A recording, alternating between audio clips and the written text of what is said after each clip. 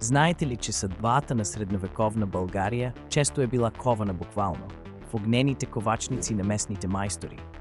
Българските ковачи не били просто занаятчии, а истински стратези в изкуството на войната.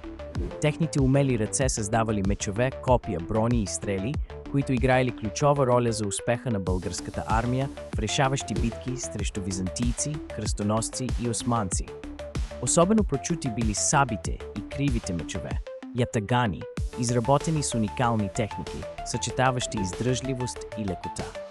Ковачите използвали местни руди и специални традиции за каляване, предавани от поколение на поколение, което гарантирало високо качество и дълготрайност на оръжията. Във време на обсади и войни, те често работели денем и нощем, снабдявайки войските с оръжия, които не отстъпвали по качество на най-добрите европейски образци.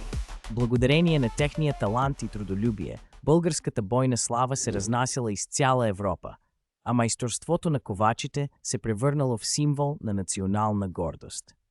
Днес откритите оръжия в музеи и крепости свидетелстват за изключителното майсторство на българските ковачи и тяхната незаменима роля в историята на нашата страна.